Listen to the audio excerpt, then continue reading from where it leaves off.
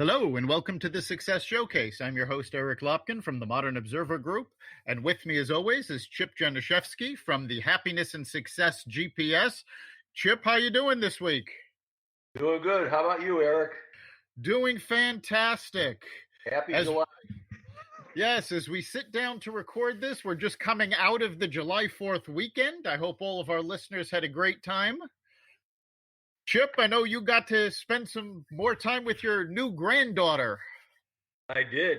We got to go see her on Friday, and my son and daughter-in-law moved to Stamford early April, and they're fortunate enough to be living in a nice high-rise apartment, and they're on the 5th floor, which is the floor that the outdoor pool is on. And my son is an avid swimmer and has been taking my granddaughter in every single day. So she's, absolutely loving it, but it's just a wonderful place to be. And my high for the weekend, she's going to be 7 months old this week, and I actually got her laughing for the first time. So that's fantastic. A lot of likes. Excellent. That's a great way to spend the holiday. Nothing beats a baby laughing. All right. Well, this week we've got our special guest, Marc Kitz. Marc is a sales coach, and we're going to talk a little bit about what's going on with people having to sell, how things are changing, and hopefully we'll have some good advice for those of you who aren't really comfortable selling. So, Marc, how are you? Very well, thank you. Thanks for having me. Glad you could be here. And why don't we start out and tell our audience a little bit about yourself? Sure. Like you, I grew up in New York, actually on the South Shore of Long Island, New York. I went to University of Rhode Island, played tennis there, and continue to try to play as much as my body lets me, and have been in various sales roles as an individual contributor, as a coach, mentor, sales manager for over 37 years. Excellent. So to start off, we've talked on numerous occasions on this podcast, in the Modern Observer Group blog, how all of us are salespeople in one form or another, whether it's a job candidate trying to sell themselves to an employer, a business owner absolutely needs to be able to sell their products or services. But a lot of us don't come from a sales background. So for those of us who have trouble identifying as salespeople or don't have that experience, how do we get over that mindset hump? How do we start thinking about sales? Well, it's a great question, and as I'm sure, then some people that may be hesitant or concerned about it, there's this old sort of negative perception about salespeople being pushy, and I learned from two vice presidents of sales that I reported to in my career that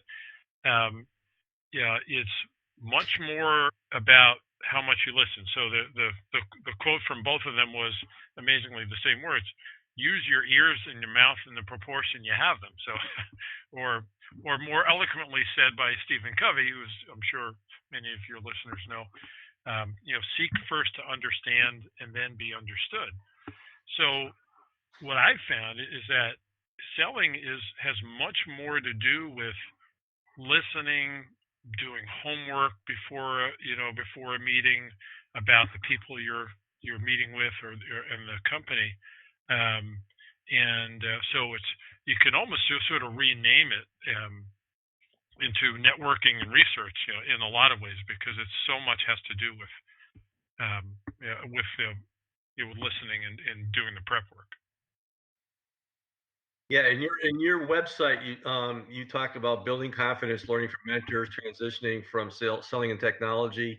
You've been in this field for 30 plus years, and you took a foundational course, which is very near and dear to Eric's and my hearts, which is the Dale Carnegie courses. As far as I'm concerned, that book, How to Win Friends and Influence People, is probably the most important book ever written as far as what salesmen need to do, because you mentioned listening, and what this is listening and responding accordingly, honoring the sign that every person is really wearing that says, "What's in it for me?" So if you could expound a little bit on what you learned from Dale Carnegie, and the bottom line is the key word is influence. People basically follow what you do, not what you say. I excuse me. I absolutely agree, and that and those courses that I took, Chip, back early in my career, really gave me a foundation to work from, and a sense of confidence that I hadn't had. And I was 26 when I took them. So it took me a few years to sort of get that sense of, that a real sense of confidence. And it really got me focused on doing what my vice president of sales was looking for me to do, is to really listen and pay attention and think about what the people I'm calling on were thinking about.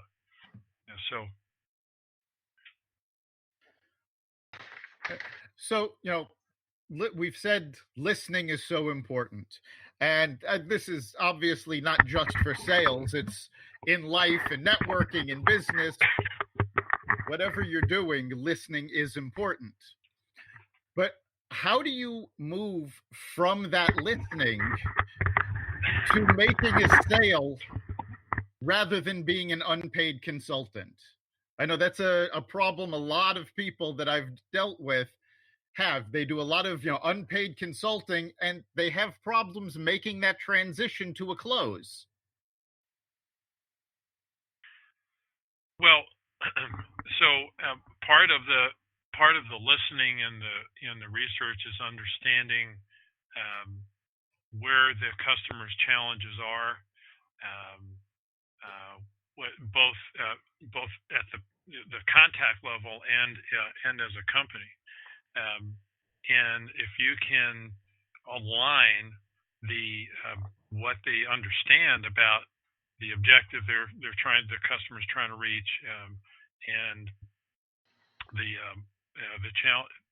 challenges that they're facing in trying to get there. If you can align what you're offering, and you also make sure you understand the decision process and the criteria and the people involved, then you're much more likely to make that transition. So you notice I didn't say it was like hard closing, and it's not a lot of fancy questions. It has all to do with understanding those goals, objectives, challenges, and how the decision process works. Yeah, and you have key topics in your website that you go over with people, differentiating yourself from your competition and prospecting and so on and so forth. I would imagine, obviously a big part of it for the client itself is coming up with a really sound proposal as far as how they're presenting themselves too, because a lot of, I would imagine, potential clients out there have the same problem that Eric just mentioned, and that's really doing things for free for people, but not having really something that they can leverage into a sale. So do you analyze, what your potential clients are doing as far as, their approach to basically presenting themselves in the first place? Well, excuse me. Absolutely. It's there are. I've had a couple of situations where the research was the prep work was maybe being done, but wasn't being shared, in the proposals you're talking about, Chip. So it's important, when most of us are competing with 5, 10, maybe 20 other companies. So it's important to show the customer that you were listening by sort of repeating back your understanding of what they were trying to achieve and what issues they were having. So I've seen other situations where the company will be focused on a sort of the high value, providing a high value solution, Chip, but then the proposal, if you will, isn't even really a proposal. It's a rudimentary quote. So is it that huge mismatch between the image they're trying to promote and what that document really conveys? Sometimes as you know, documents travel. You're not always presenting it, and it needs to kind of speak for itself. Yeah, isn't it important that the document you're putting together, and I do want to point out, I've had a lot of salespeople talk to me, and they're putting together these massive documents because they think that the bulk of the document is going to give them gravitas. But most of the folks that I've talked about on the other side who are being sold to, they don't want a 60, 70 page document. They want something that's 4 or 5 pages and gives them everything they need really quickly. But isn't it important, for however long this document is, that it shows the potential client how you can solve their problem? Well, absolutely, and that needs to be there's sort of a natural. I agree. By the way, people aren't going to read; they're going to scan, right? So you give them a few pages, and the natural flow is first, here's maybe a little summary of your company. Then it's here's what I heard in terms of what you're trying to achieve or the challenges. Here's our solution and how it solves the problems, right? And then maybe there's a financial justification or something like that, or a summary of how moving forward with the solution you're offering will resolve the issues or achieve the goals in a timely manner. So it is important, and a lot of times that's left out. Yeah, basically, when it comes to the process going, and I think Dale Carnegie kind of subtly talks about this in his book. The bottom line is, when you start listening to people and hearing what they're talking about, you're actually asking questions of them that could possibly lead them into your way of thinking without them even knowing it. And then they finally see the value of what you're talking about because it becomes their idea. So, I mean, coaching in that essence, to me, that book is really about coaching also. And what you're doing is you're applying those approaches to subtly, get your potential client into that mode of mind. But the bottom line is, these days, especially, people are looking for brief is better, some quick benefit tagline, and so on and so forth, to get people interested. And if you ask them that question up front, Dale Carnegie style, and you get them to say, wouldn't this be nice, and so on and so forth, I think, that's a big part of the process, especially these days. And in addition, Chip, because it's there isn't a lot of face-to-face selling going on. Probably won't be for a while. It's going to be a gradual thing. So it is harder to read body language on video conferencing. And if you're fortunate enough to have to be connecting with a customer in that way. So planning ahead, as you're indicating, what questions you're going to ask. And if you look at that book, there's a big focus on asking open-ended questions. So you kind of put together the research and the prep on the company and the contacts, and your questions sort of naturally would come out of that. Yeah, I mean, as you're working with clients on this, I mean, what you're really doing is coaching them in the sales technique too, by getting them to do the same thing, because that's the approach that works. If everybody followed that book, How to Win Friends and Influence People, there'd be a whole lot more successful, happy people out there. That's true. It's also why it's probably still doing very well from a sales perspective in terms of the book. Yeah, that's still a bestseller. We actually went through it on our Success Showcase bookshelf. It's a fantastic book, and whether you're focused on sales or not, it's a good read, and it's a fantastic way to actually build your business and personal relationships. Now, I want to step back a little bit. You had mentioned briefly how things are changing now. You're not doing much face-to-face sales anymore. How, if at all, do you recommend people adapt to our COVID environment? I mean, with video calls and not having that face-to-face contact? Well, boy, that's there's a lot in that, and there's from one perspective, that you say, what about prospecting if you're trying to find, trying to connect with customers, and I'd say that some companies might be even easier because so many people working from home, so people are answering their own phones. Some companies have figured out how to forward phones and so on. So part of the adapting when it comes to prospecting is understanding when people are likely to be available, when they're relaxed and more open to conversation, and you try to do that homework with maybe other people that have called on the same company or other contacts you may have in that in the company. The other, another adaptation is trying to move a sale forward. Previously, you could meet in a conference room with, let's say, there were 6 or 7 people, Eric, that were involved in a decision process, and you could have one meeting and watch the body language and make adjustments and sort of think on your feet. And now that's not happening, obviously, in person, and so decision processes can take longer.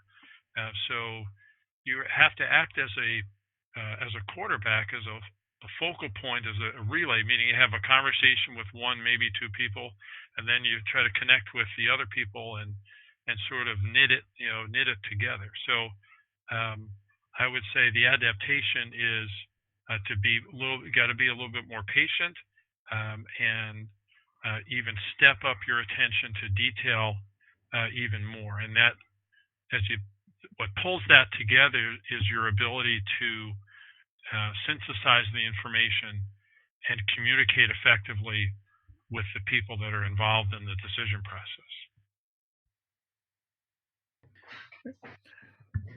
We've been talking a lot about listening to the people and getting the message across, solving problems, but this is all really the second phase of selling, the first being prospecting who you're going to sell to. Are there specific processes or tools that you recommend, especially if people are not comfortable with prospecting or just getting into it? How can they, move forward and really make their prospecting a useful tool rather than just guessing at who's going to be able to use their product or service? Well, the first thing, that goes back to what we talked about a few minutes ago, which was, doing some of the homework. And LinkedIn, certainly the premier, way to see whom you are connected with, or could be, easily connected with, maybe with some help, with key contacts in the target customers that you're going with. And that's how, a big part of how, Eric, that sort of becomes networking as opposed to selling. You just think of it as opening relationships there. Then the next part of that is, as you're having those conversations with people that you're trying to get some help connected to, try to get some insight about how the people that you're pursuing, what they're like, and how they make decisions, and what they do for fun, and so on. And that'll provide some valuable information when it comes time to making a call. And particularly for people that are not familiar or comfortable selling, is spend some extra time preparing both questions you want to ask now that you've gathered some information about them. Hopefully you have some things you have in common, and questions you anticipate getting asked. And I've seen that work very well when you kind of put those two sort of elements of effort together. Excellent. Yeah, I'd also like to mention, again, we said earlier, listen. That listening isn't just in a sales meeting. You need to be listening all the time, because as you're talking to coworkers, friends, relatives, you never know when someone is going to say something that triggers, hey, wait a minute, that's a problem that our product or service can help you with. So you do need to be open to these opportunities and always listening to what's going on around you. Agreed. And I think it's also, the more you do that, the more comfortable and more frequently you'll connect those dots. So sometimes what can help in getting, if someone's looking to kind of get their selling effort going, is to take a look at 4, 5, 6, sort of success stories, let's say, that they've had with existing customers, and what issues. You could be a simple spreadsheet, Eric, with what issues did it resolve for those customers, and that could a document to keep in front of them as they're going through their day or making calls, and those are good, quick sort of reminders for someone who's trying to get going. Absolutely. We've talked on other podcasts about telling stories. And as a sales tool, being able to tell the story of how your product or service solved a problem for a business similar to that you're pitching, it's a very useful tool. So you do need to be able to pick up on how you're helping other customers and use that when you're talking to new potential customers. And I think that's a great thought, and certainly that if as you're trying to contact a customer and you're in a conversation, that if you have success stories in in similar same industry, similar company size, that takes some pressure off of the people that you're trying to contact, because no one wants to be first. There's a lot of perceived risk there. So those are having summaries of success stories in front of you. Also, great thought, Eric, would be of tremendous value as you go forward with your selling effort. Right, being able to prove you have a track record solving these problems does really put potential clients at ease. Going back to the 60s, there was an old saying, nobody ever got fired for buying from IBM. Because they had the track record. Everybody knew what they could do. Yeah, I heard that a few times since my dad worked there for about 30 years. So, yeah, we obviously, the way that we all met was through networking, which is nothing more than relationships building. As most of the people out there know, I used to be a BNI assistant director, and really the S word that people frown upon just because it's got a bad rap is selling. But what we're really doing what we're doing as far as providing products and services is we're sharing. And if we can put that across to people, just by doing the things that we're talking about, listening and so on and so forth, it's so important. Obviously, while we're physically distanced right now, we talked a little bit about using Zoom and doing virtual meetings and so on and so forth. One of the things that you talk about in your website is deriving business in a new territory. And the bottom line is, what this is doing for us right now, and what the World Wide Web has been doing for us for years, but we're just realizing it now because we're using it more, is really the whole world is our potential market. So this opens up a whole lot of new different ways to prospect in different areas and so on, and develop new ways to reach them. And obviously using the web to kind of back yourself up. Testimonials are a wonderful part of networking meetings. Possibly putting together testimonials on your webpage and things like that. It's training people in using this in a new way, I would imagine, is a challenge, but it's got to be a lot of fun for you as far as talking to people about that. Well, certainly, and I think that that anyone who's trying to, who isn't, trying to grow their business, but has the, sort of the focus and on trying to start a new territory, it fits right in with what I've been advising a lot of companies about.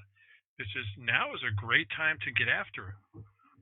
So that when, it's not if, it's just when things kind of open up more, that many more people will know about the value your company can provide and what kind of a responsive, accountable salesperson you are. Exactly. Using the Zoom, other video conferencing, and even just old-fashioned phone calls, it really does allow you to open up a much bigger territory. You're not relying on who you can get to meet with, on a regular basis, or who you can actually physically get to. So you really should be taking advantage of that new reach that we all seem to have. Yeah, I agree, and I think if you whatever industry you might be in, you take a few minutes to think about what companies are you actively partnering with, or that do you sort of live symbiotically in the same accounts where you're already successful, and they are certainly very likely to be interested in growing their business maybe in a new territory as well. So particularly now, people are more interested than ever in sharing ideas. So I think your ability to gather information that will help opening a new territory, starting business in a new territory, should be easier. Not that it doesn't require effort and some hard work and determination. That there's a good collaborative environment out there. All right, we're hitting the end of our time. So, Marc, if somebody wants to get a hold of you and utilize your services, how can they do so? Well, a couple of things. So, my website is markkitz.com or markkitz.com. So, lots of articles. Feel free to sign up right on the bottom of the homepage as a subscriber. Email is mark@markkitz.com. And my phone number is 860-836-8979. Feel free to call. Fantastic. Chip, what do you think is the big takeaway from this episode? Wow, there's lots of things that we can talk about when it comes to marketing and sales and so on and so forth. But the bottom line is we are in very exciting and very intimidating times. And, the most important thing is obviously do your homework, do your proper prospecting, come up with a really, really good message. And then basically, just like Marc was talking about, go out there, listen with people, have an open mind, and kind of coach them through how to get the best thing done for themselves to kind of grow their business through using you. Yeah, I wholeheartedly agree. I think for me, the big takeaways are the things we've talked about for a long time. It's listen to what's going on, listen to what people have to say. Sales is about a relationship. So do your homework, learn about people, and listen to what they're telling you. You've been listening to The Success Case. You can catch us every week at xvadio.com/podcasts. You can also find us on the Apple Podcasts app, Google Play, Spotify, iHeartRadio, and wherever you find podcasts. Remember, make this your best week ever and make next week even better. See you then.